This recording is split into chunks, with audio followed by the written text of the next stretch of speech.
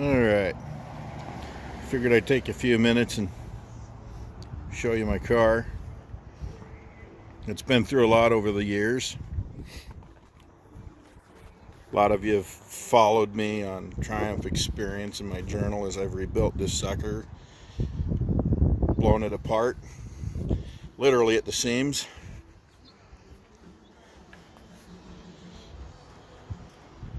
This is where I sit with it right now. Bonnet.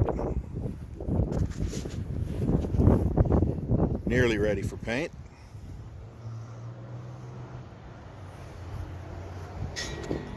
I've got another video in which I detailed putting this together. Again, I took it apart completely at the seams and rebuilt it all. Had to completely reconstruct the nose. It looked terrible. I used lots of methods. Shrinking disc, dolly and hammer, stud puller. I did all kinds of stuff. And that very minor amount of Bondo there, actually it's not Bondo, Evercoat aluminized filler. Used a shrinking disc on the bonnet. On the power bulbs there, it was pretty badly done up. I've got a fender from another car on both sides. Wing, as some people would call it. It's the proper term. It's a British car. And I replaced the light panels. I even replaced the grill unit in the middle. Somebody had put a Spitfire grill on it. So anyway, that's the bonnet.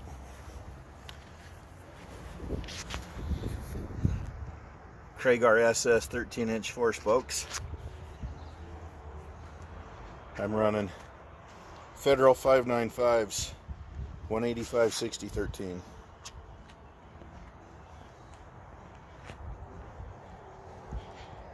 Had the chassis powder coated, sandblasted and powder coated. I know there's opinions, yay or nay on that, but for me, it was completely worth it. I've got a Delco 27 alternator. I'd have to look that up. I've still got the original control box there, mainly just for looks. The two red wires there are the Victoria British high current wiring harness for the headlights.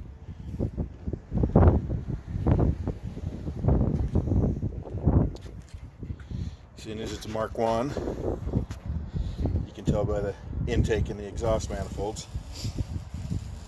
CDSC carburetors, modified by a previous owner. You can tell the temperature compensators and bypasses are bypassed, eliminated. So they essentially run like just the basic CD 150 carbs.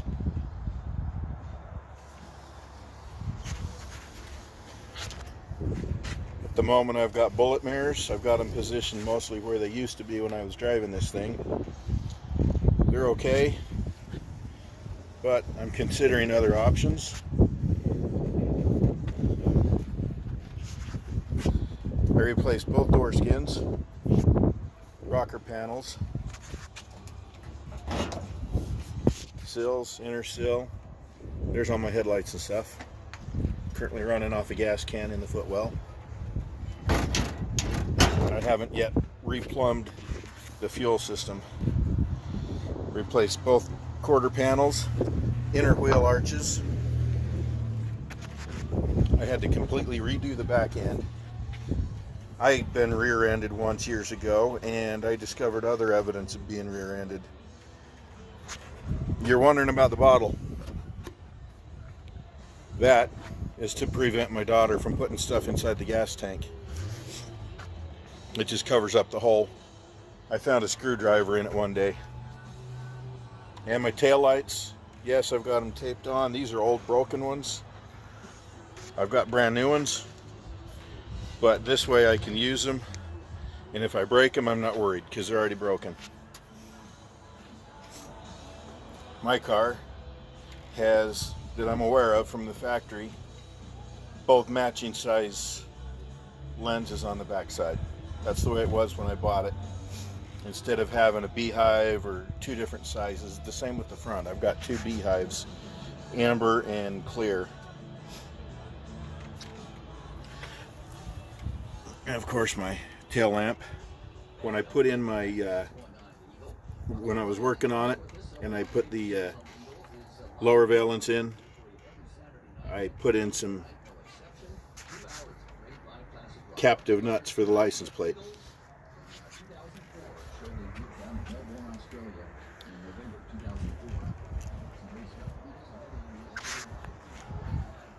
A lot of work on this thing.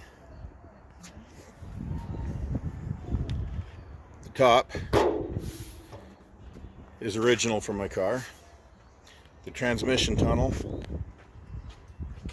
and this piece are all original from when I started.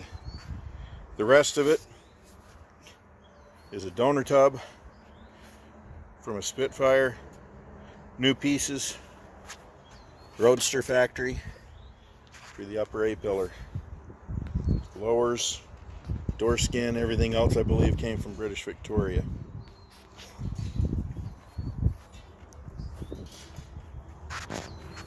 I've got the firewall and underside done in Hippo liner.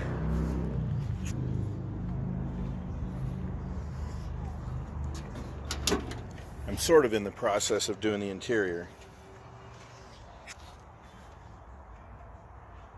Gray on black. Custom carpet. I'm attempting that.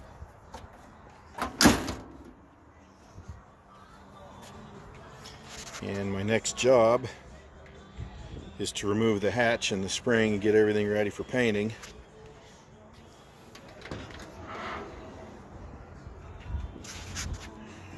Boot floor. I started custom cutting the carpet and I realized after the fact that it should all be one piece and not three. Hopefully these pieces will be good enough for the footwells so I can put a full piece in there. Here we go. That is my custom third brake light hinge cover with indicators.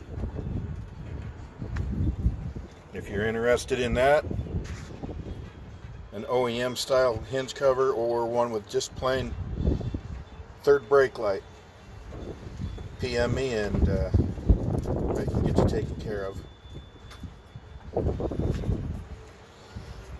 And this is one of my original outriggers.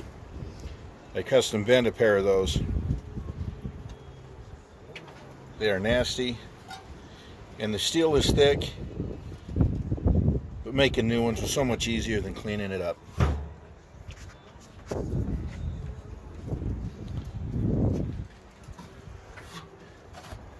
I redid the floor,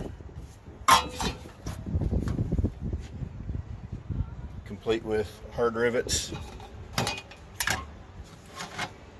for the hardware and the jack handle and everything, which I do not have. I need a jack and a jack handle.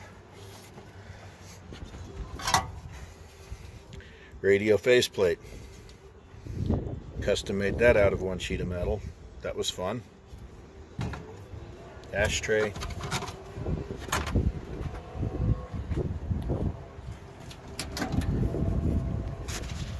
Ash.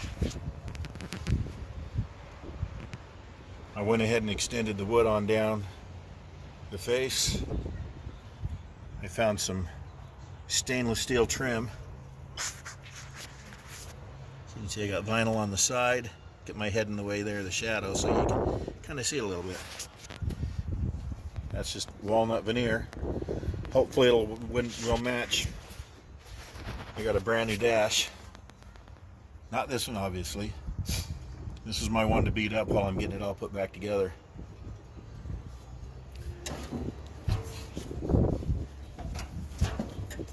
And speaking of a shrinking disc, I've got this card from wolfsmetalfabrication.com where you can get one. It's great for getting rid of uneven bumps in your metal. But I've got a brand new dash. Doesn't have that great big wallered out hole there. And it's fairly close to that one.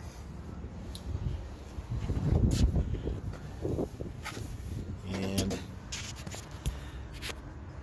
I've got a 10 slot fuse panel. Indicates when one is burned out. Obviously I got one of my purple circuits is out. I'm gonna have to dig into that.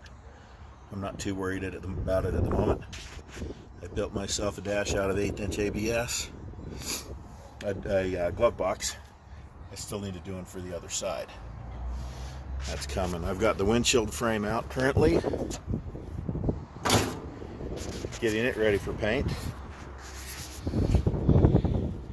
Getting close. Now the moment of truth. This is what you're waiting for. I just know it. And this is a nice thing about not having a windshield.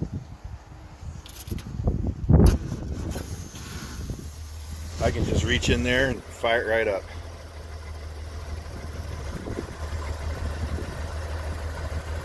Listen to that purr. I finally got it down to under 1,000 RPM.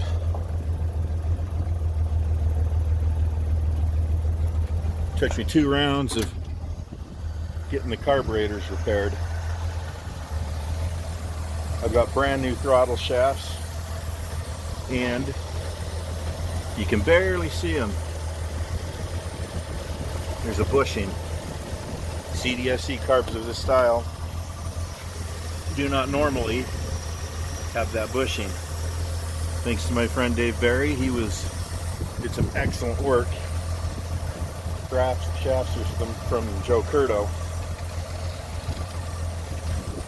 but they are purring like a kitten. Inline block heater that I had years ago when I was driving it. It was okay through the winter, but sure was cold.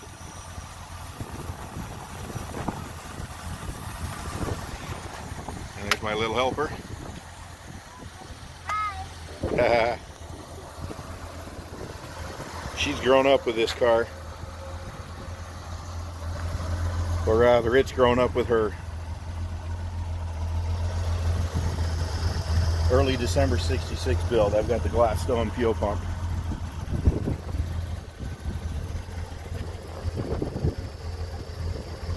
Haha, there you go. And that's really about it. That multicolor wire you see hanging down, that's my adapter that ties into the turn signals and the brake for my hinge cover. So anyway, that is really about it. Like I said, my next job is pulling the hatch off. I've got a crate here that I just built to put the glass in when I pull it out. New seal for it, new seal for the windshield. And I'm hoping I can get it painted this year. Coronavirus is kind of messing with things a little bit. But I'm still going to work. I'm at an essential company. Like defense contracts that we do and stuff, I guess.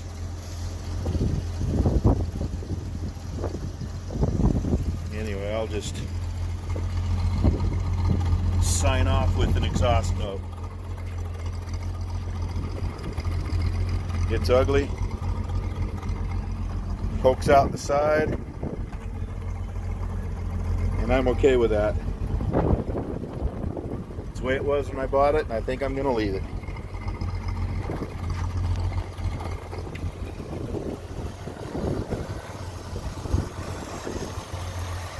Now about a little noise.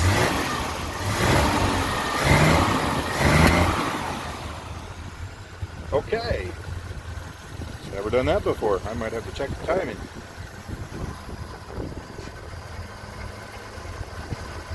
Go figure. Anyway, figured I'd give everybody a little tour of my project. And there you go. I'll see y'all next time.